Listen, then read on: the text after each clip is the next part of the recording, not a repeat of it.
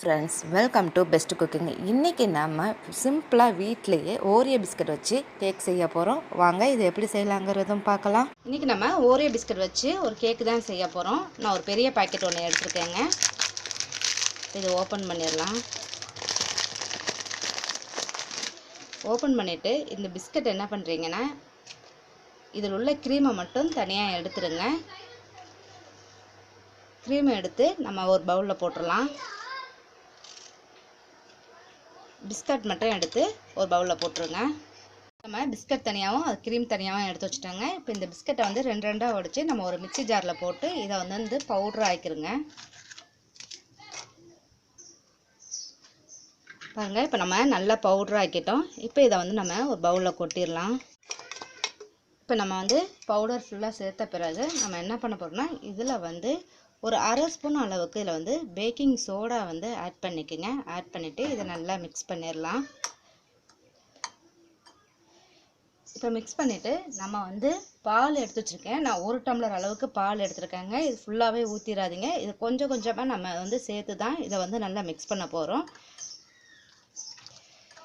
ரொம்ப சேர்த்துடாதீங்க. இது வந்து நல்லா கட்டி இல்லாமல் கொஞ்சம் நல்லா மிக்ஸ் பண்ணிக்கலாம். நம்ம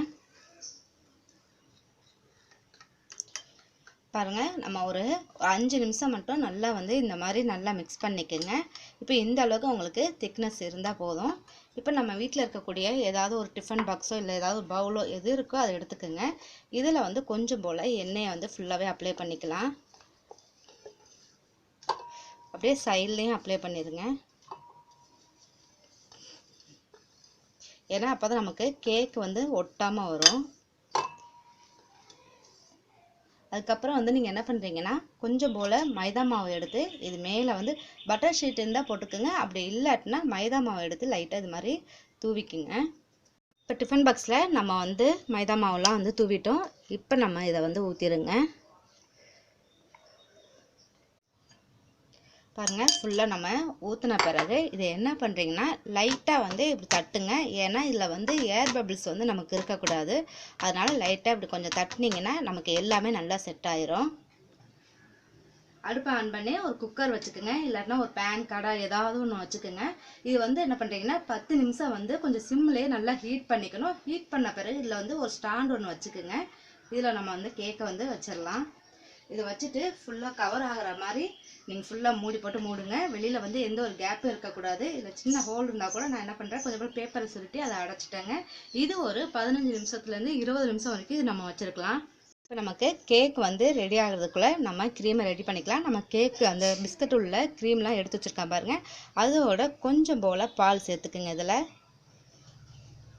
பால் சேர்த்துட்டு இது என்ன பண்ணுறீங்கன்னா, நல்லா வந்து இதில் வந்து மசிக்கணும். நமக்கு கொஞ்சம் க்ரீமி மாதிரி இது வரும். நமக்கு பாருங்கள், நம்ம கொஞ்சம் போல் பால் ஊற்றிட்டு நான் நல்லா வந்து ஸ்பூனை வச்சு நல்லா மசிச்சிட்டேன். இந்த மாதிரி நமக்கு க்ரீமியாக கொஞ்சம் திக்காக வரும். பால் ரொம்ப ஊற்றிடாதீங்க. ஊற்றினா நமக்கு தண்ணியாக போயிருங்க. அப்படி தண்ணியாக போயிருச்சு ஒரு வேளை என்ன பண்ணுறது அப்படின்னு நினச்சிங்கன்னா, டக்குன்னு என்ன பண்ணுங்க, கார்ன்ஃப்ளவர் மாவு எடுத்து 1 ஸ்பூன் அளவுக்கு போட்டுக்குங்க. போட்டுட்டு இதை வந்து நல்லா மிக்ஸ் பண்ணிக்கிட்டிங்கன்னா உங்களுக்கு கொஞ்சம் கெட்டியாக வந்துடும். இதை வந்து நம்ம என்ன பண்ண போகிறோம்னா, இப்போ ஃப்ரிட்ஜில் வந்து ஒரு 10 நிமிஷம் இதை வச்சுருங்க. இப்போ எனக்கு வந்து ஒரு 20 நிமிஷம் ஆயிடுச்சுங்க. இப்போ நம்ம அதை ஓப்பன் பண்ணிடலாம். நம்ம வந்து கொஞ்சமாக செஞ்சுருக்கனால ஒரு பேக்கெட் தான் நம்ம போட்டிருக்கோம். அதனால் சீக்கிரமே நமக்கு குக் ஆயிரும். ஏதாவது ஒரு மாதிரி இந்த மாதிரி ஒரு குச்சியை வச்சு என்ன பண்ணுறீங்க, நல்லா வந்து இப்படி அழுத்தி பாருங்கள். நமக்கு இந்த குச்சியில் ஒட்டாமல் இருந்துச்சுன்னா நமக்கு இது நல்லாவே வெந்திருக்குன்னு அர்த்தம். இது கொஞ்சம் நேரம் ஆறட்டும். இப்போ கேக் வந்து நமக்கு நல்லாவே ஆறிடுச்சுங்க. ஆறின பிறகு என்ன பண்ணுறீங்கன்னா, ஒரு பிளேட்டை எடுத்து இதில் வச்சு இப்படியே கவுத்துருங்க. இங்கேங்க நமக்கு அழகாக வந்துருச்சு. இதை என்ன பண்ணுறோம்னா, இந்த மாதிரி எடுத்து வச்சுருங்க. இப்போ ஒரு அருமையான நமக்கு ஓரியோ கேக் வந்து ரெடி ஆயிருச்சு. அழகாக ஒரு பாக்கெட் பிஸ்கட்லேயே நம்ம இதை செஞ்சிடலாங்க. ஆனால் கொஞ்சம் சின்னமாக தான் வரும். இப்போ இதை வந்து நம்ம வந்து என்ன பண்ணுறோன்னா, ஒரு ஸ்கொயர் ஷேப்பில் வந்து கட் பண்ணிக்கலாம். பாருங்கள், இப்போ நம்ம ஓரமெல்லாம் கட் பண்ணி இந்த மாதிரி எடுத்து வச்சுருங்க. எடுத்துகிட்டு இதை என்ன பண்ணுறீங்கன்னா, இதை 4 நம்ம கட் பண்ணி எடுத்துக்கலாம்.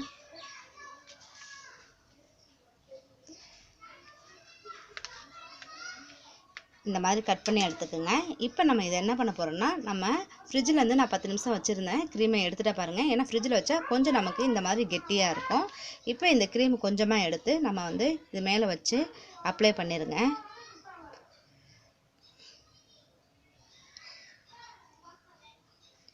அப்ளை பண்ணிவிட்டு இது மேலே இந்த கேக்கை வந்து இப்படி வச்சுருங்க.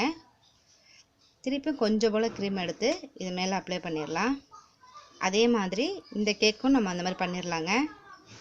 பாருங்கள், இப்போ நமக்கு ஒரு அருமையான ஓரியோ பிஸ்கட்டில் நம்ம கேக் செஞ்சுட்டோங்க.